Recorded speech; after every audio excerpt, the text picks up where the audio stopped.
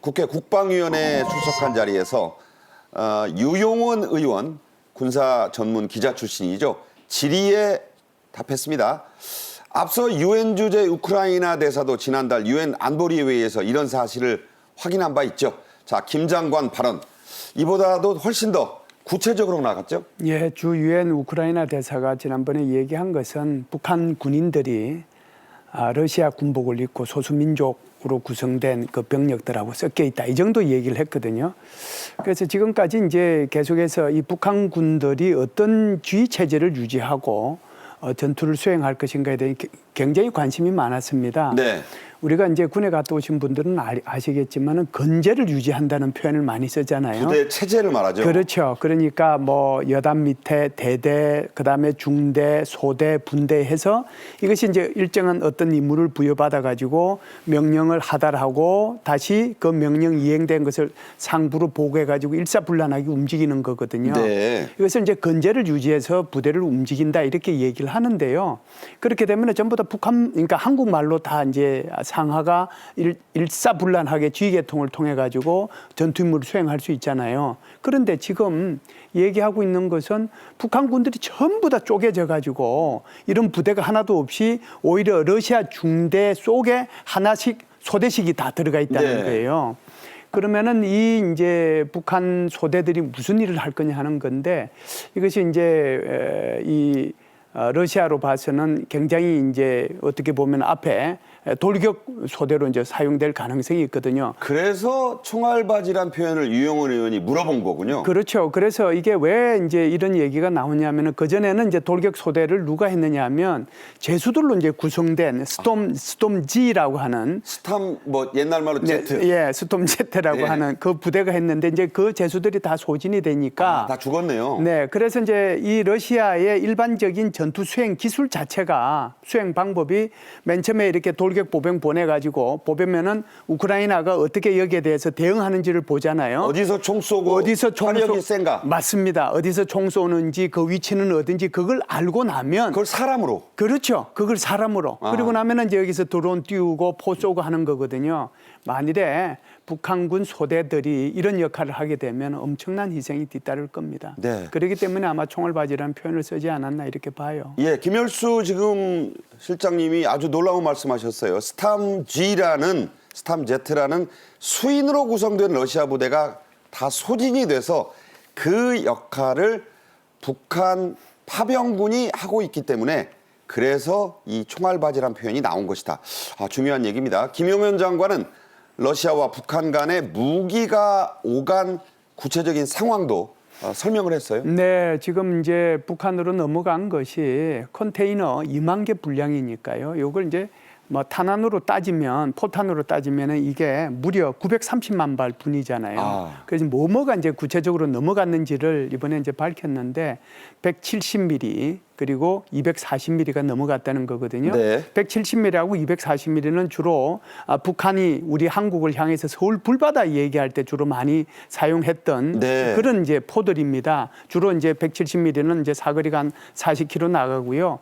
240mm 신형 방사포 같은 경우는 발사관이 22개 있습니다. 이것은 한 60km 나가는 거거든요. 그래서 이거하고 이것뿐만이 아니고 북한이 얘기하는 화성 11형 소위 말해서 단거리 탄도미사일이죠. SRBM. 그렇죠. 이제 단거리 탄도미사일인데 이것은 이제 사거리가 400에서 한 800km 정도 나가는 거거든요. 우리가 흔히 얘기하는 KN-23, 24 이런 것들이 전부 다 화성 11형 가형. 이스칸데르. 예, 북한판 이스칸데르라고 하는 게 KN-23이고 이것이 화성 11-가형, 화성 11-나형이 북한판 에이테크금서 이런 거거든요. 이런 것들도 이제 같이 넘어갔다는 거예요. 그러면 북한은 이제 이런 것들을 주고 러시아로부터 뭘 받았느냐? 그러게 중요해요. 대공 무기를 받았다는 거예요. 대공 미사일이라고 표현했습니다. 그렇죠. 요격 미사일이죠. 요격 미사일인데 북한이 공격용 미사일은 많은데 방어용 미사일은 없거든요. 그것이 이제 흔히 우리가 얘기하는 우리식으로 얘기하면 사드 계통, 그러면 천궁2 계통과 같은 러시아제 S-300, S-400이라고 하는 이 요격 미사일 체계, 요 방공 체계를 받은 것으로 지금 그렇게 알려져 있습니다. 그래서 우리의 공격이나 미군의 공격을 막을 수 있는 대공 요격 미사일을 러시아로부터 받은 것으로 파악한다. 정확합니다. 그렇게 얘기를 국방장관이 국회에서 했습니다. 자, 우크라이나 전장에 우리 군 참관단을 보내는 문제에 대해서도 김용현 장관이 말을 했습니다. 어떻게 얘기했죠? 예, 그 김용현 장관은 우리 군 참관단은 파견해야 된다라는 기존의 입장을 여전히 어제 국방에서 유지를 했습니다. 그러면서도 그 파견단 논의는 참관단 파견 논의는 국방부가 주관하고 있지 않다라고 얘기를 했거든요. 예. 이 말은 결국은 이게 국방부만이 아니라 외교부, 국정원, 국가안보실 이런 유관 기관 간에 여러 가지를 검토해서 해야 되기 때문에 어떤 정부 차원에서는 어쨌든 이런 범정부 차원에서는 논의가 이루어지고 있다라는 걸 시사하는 발언으로 보입니다. 그러니까 국방부가 주관하지 않는다는 것이지 네네. 군 참관단은 가야 하고 네. 그거를 우리 정부는 하고 있다는 걸 사실 논의하고 있다. 인정한 셈인가요? 뭐 그렇게 봐야죠. 네. 자, 그렇게 또 확인이 된 발언을 김 장관이 했습니다. 김 장관은 또 우크라이나를 위한 무기 지원에 대해서도 입장을 밝혔습니다.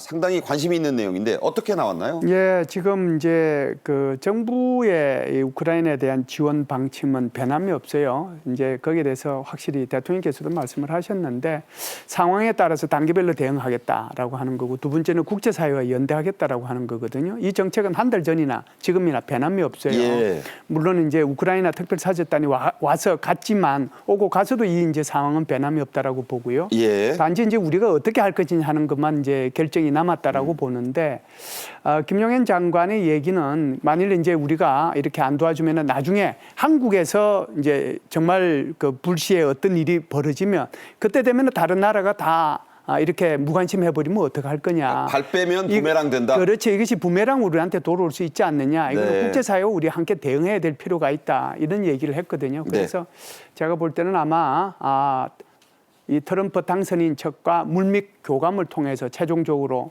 우리 정부의 대우크라이나 지원책이 최종적으로 결정되지 않겠는가 이렇게 봅니다. 네.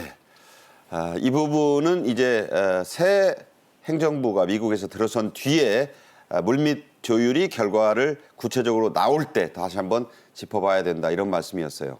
한편 미국의 월스트리트저널이 약 20일 전쯤에 이런 보도했습니다. 파병된 북한군이 더 열심히 싸울 수도 있다. 이렇게 말했습니다. 자, 지금 상황과 맞물려서 그렇게 봤던 이유는 뭘까요? 이게 이제 월스트리트 저널에서 이제 우리나라로 북한에서 탈북에 온 사람을 갖다 인터뷰했습니다. 네. 한 두 사람 정도를 인터뷰한 걸 가지고 이제 정리를 해서 얘기를 했는데 핵심은 두 가지예요. 네. 여기에 이제 참전하려고 한다. 북한군 스스로가. 네. 그 이유가 이제 지금 북한에 그대로 남아 있으면 제대로 밥을 못 먹고 네. 그리고 이제 여러 가지 이제 강제 노동에 시달리고 그러니까 오히려 참전하는 것이 더 낫다라고 하는 차라리 것이 가자. 예, 네. 차라리 가자. 그게 첫 번째고요. 두 번째는 이런 기회를 통해서 신분 상승의 기회를 얻을 수 있다는 거예요. 이게 뭐냐면 1970년대 월남전이 한참이었을 때 북한에서 베트남에 그러니까 월명을 위해서 공군 조종사들을 보내줬거든요. 네. 그래서 다수의 희생이 있었고 그 공군 조종사들의 희생된 사람의 묘비들이 여전히 지금 베트남에 있습니다. 하노이에 있다고 들었습니다. 그렇죠. 그런데 그 사람들이 그러니까 조종사 희생된 사람이나 그 가족들을 향해서 사실상 그때 당시에 그 김일성이가 엄청나게 혜택을 많이 줬습니다. 참전 대가로. 참전의 대가로 그러니까 노동당 당원으로 가입도 시켜주고 그것뿐만 아니라 그 가족들에 대해서 굉장히 파격적인 대우를 해줬거든요. 그러니까 나 하나 죽어 가족들을 살린다는 그렇죠. 건가요? 네. 신분 상승의 결정적인 계기가 되기 때문에 그래서 여기에 참전하려고 하는 그런 경향이 있다. 그 두 가지 얘기를 한 것이죠. 네.